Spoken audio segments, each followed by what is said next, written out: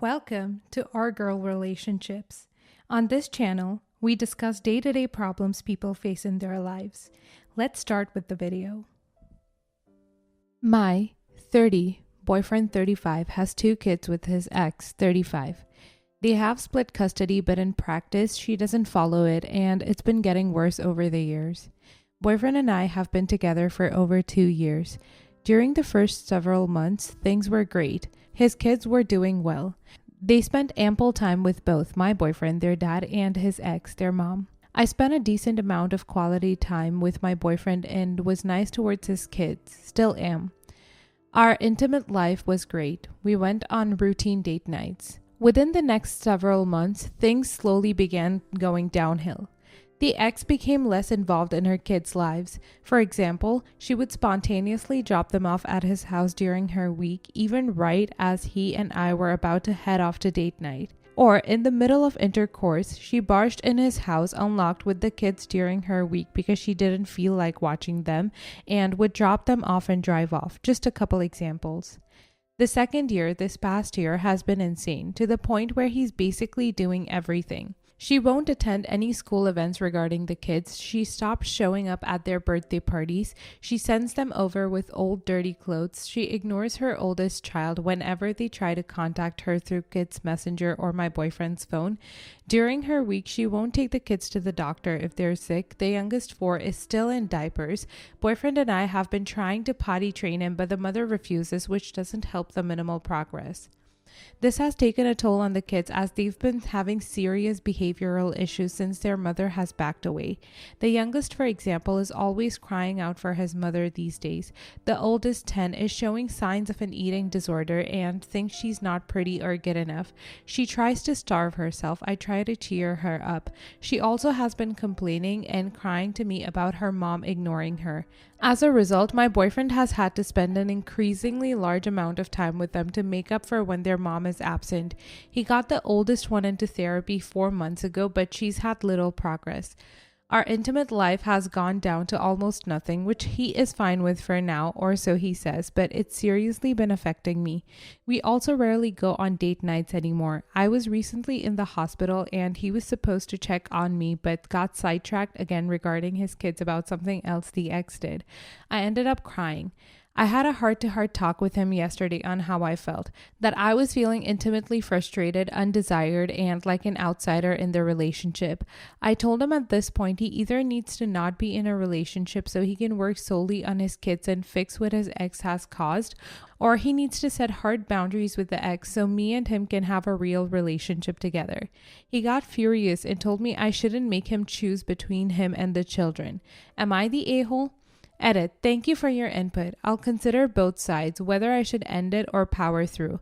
Also, for those of you assuming all I care about is intimacy, I disagree. It's important to me in a relationship, but not the end-all be-all. My boyfriend and I went from having intercourse 6 times a month to twice a month. He cannot compromise more than twice a month.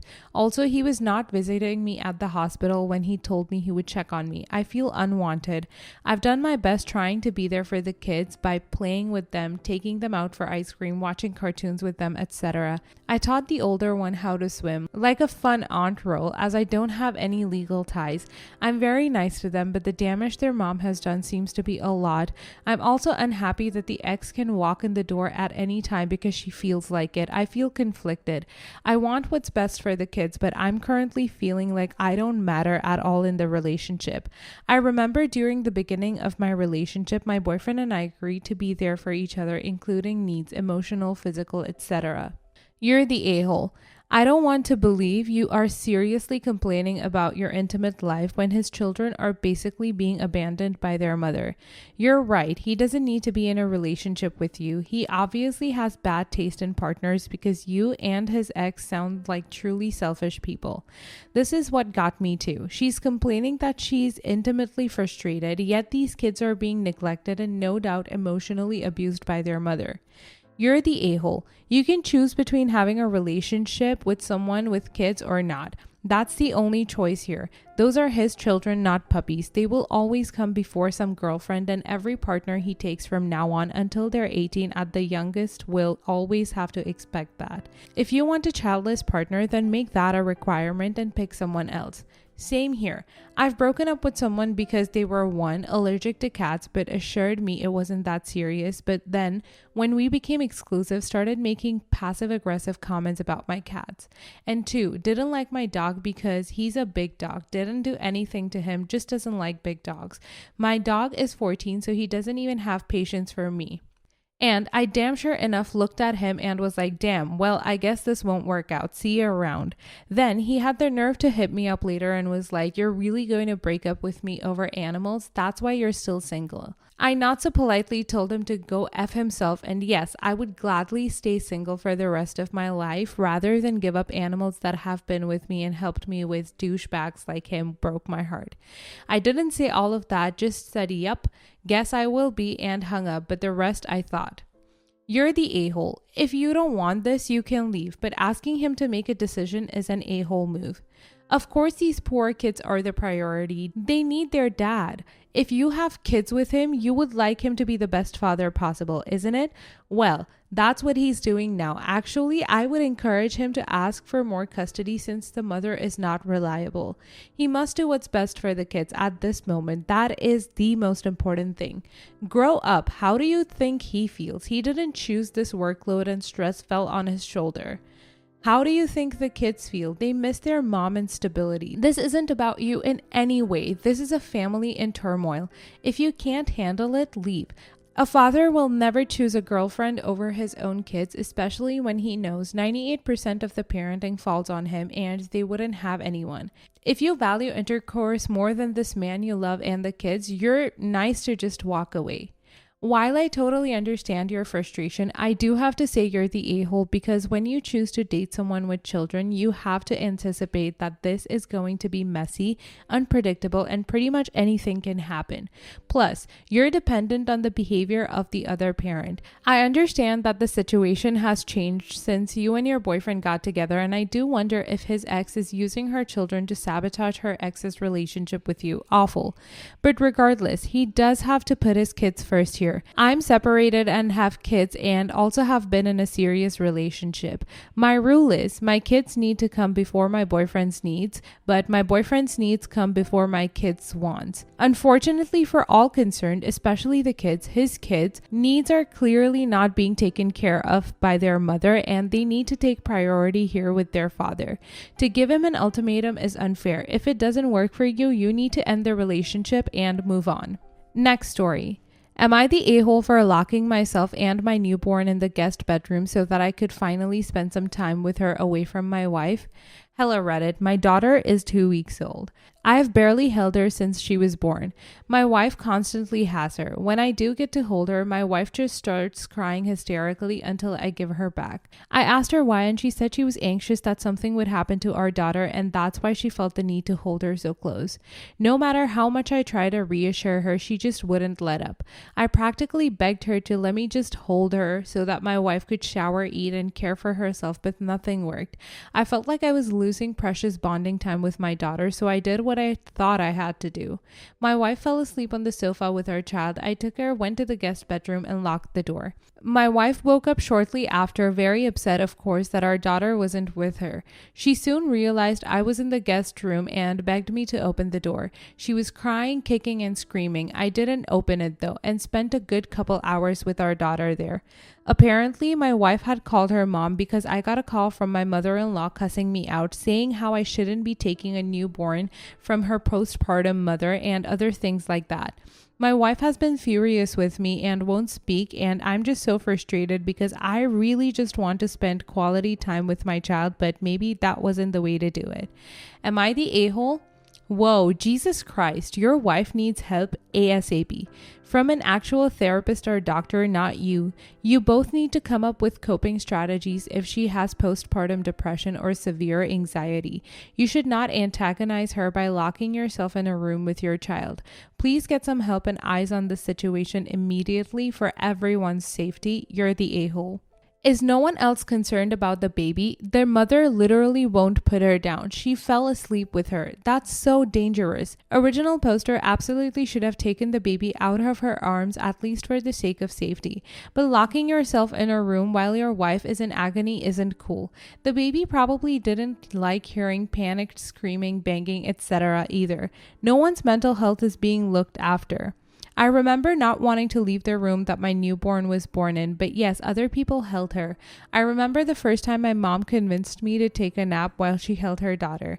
I couldn't sleep because I couldn't stop crying about being so far away from my baby. She was 10 feet away in the next room. It's normal to not want to be separated, but your wife's reaction is definitely over the top and needs to be evaluated by a professional ASAP, as everyone else is saying. So you're the a-hole for not looking after your family as it spirals out of control.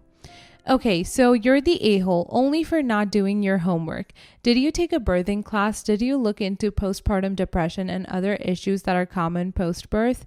You're tormenting your wife by doing this. She needs help and meds.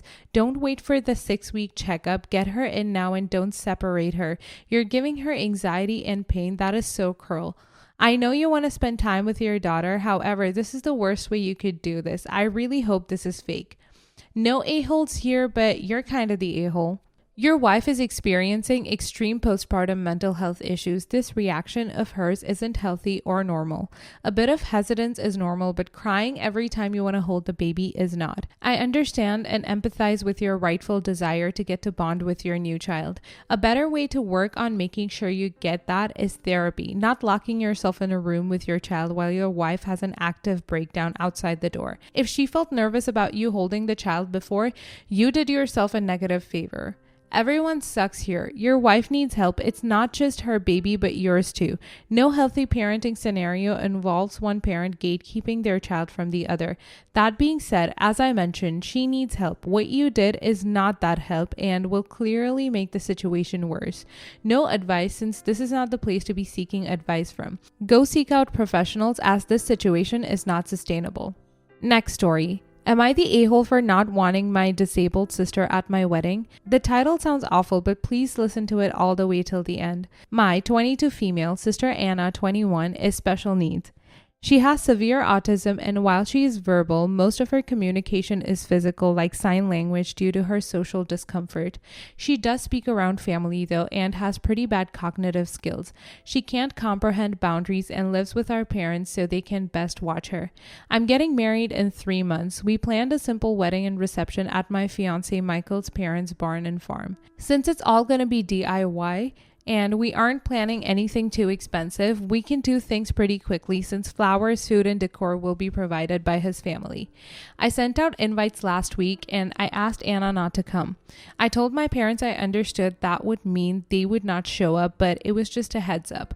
Why no Anna? She has an issue with touching Michael and trying to kiss him. At times, when we were at my parents' house, Anna would try and grab Michael's hand, try and lean in to kiss him, or would have really bad shutdowns if she wasn't allowed to be directly next to him. We've tried speaking to her, but there's only so much we can do when she doesn't really understand. I told my parents I just want one day for Michael to be my partner and not Anna's comfort person. They called me selfish and asked how I expected them to agree to something like this. They told me Anna is disabled and may never experience a wedding of her own, and while I have Michael for probably the rest of our lives, she'll have no one, and that Michael and I can be a little more understanding to the reality of her life. I feel like a total A, and what they're saying has really gotten to me, and I'm starting to question my decision. Am I the a-hole? Update. My parents called me letting me know they won't be coming to the wedding and that it's best I don't bring Michael around anymore since I've chosen some man over my sister. They told me that Anna wanting to kiss Michael and hug him is normal for a woman her age and that she doesn't understand what her feelings mean. I suggested they try to redirect her during the wedding, but they said Michael is going to be family to her and he needs to get over it. I suggested they watch the wedding via the web and they said that it's not fair and they deserve to see things in person. I asked if I could pay for someone with proper credentials to watch her that day while they paid attention, and they asked what I would do when they died and if I'd pawn her off every time. I dropped the unfortunate truth bomb that I don't want to put any more of my life aside for Anna anymore. I did it up until I turned 18, and that Anna is not my life's responsibility and I won't be her keeper. I assured them I'd pay for her care, but if she's okay doing this to Michael, then I worry for if I ever do choose to have children and what she'd do to them. They said I was sick for suggesting she'd do anything to my future children and hung up on me. They sent a lengthy text telling me not to contact them until I could do the right thing. So that's where we are right now. Please read. This is not an excuse to talk badly about disabled people, nor is this an opportunity to air out your hatred for them. My sister is not a scapegoat to hate disabled people. She is a human being with feelings. She is not a statistic. She is not evil. Please stop treating my sister as if she's a malicious monster. This debacle is between me and my parents. Leave her out of it, please. I'm begging you. I don't want to hear why you think my sister sucks. Not the a-hole. I don't care if I get downvoted. You're right. She's incapable of leaving your fiancé alone on the only day she needs to leave him alone. Best wishes to you and your future husband. Edited to add, since this blew up, let me clarify. She needs to leave him alone every day, and that is solely the responsibility of the parents to teach those boundaries, not original poster or fiancé. Thank you for putting this so eloquently. I couldn't have written it better myself. Original poster, you're not the a-hole in this situation, although I totally empathize with your dilemma. It can be a sticky subject to discuss disabilities, especially given the family tie, but you're not acting in bad faith whatsoever. Thank you to everyone in the comment section above and below me for helping create such a vibrant and positive discourse. This sub, its user, never ceased to amaze me with unabashed wisdom and wit. I'd buy each and every one of you a drink if it was feasible, but since that time has not yet come, allow me to simply reiterate my earlier resounding thanks and add on a cheer. Congratulations, original poster, and here's to many years of joy ahead. Definitely not the a-hole. I'm autistic and I'll co-sign the heck out of this, and not just because original poster wanted her fiancé to herself, which is so valid, but also because it's likely that Anna would likely be very uncomfortable at this event anyways. Heck, I'm basically the poster child for, but you don't seem autistic, but even I get uncomfortable at events like weddings or other large parties unless A, I have someone there that I know and I'm very comfortable with, and B, I plan my night accordingly. I usually ask to be put at the table near the doors or in the back corner so I can slip out for air if I need to without anyone noticing. Even at my sister's wedding, she knew to put me at the end of the head table where I could slip out easily and didn't ask me to give a speech. Weddings, even small ones, can be very overwhelming events for people with sensory issues or social anxiety.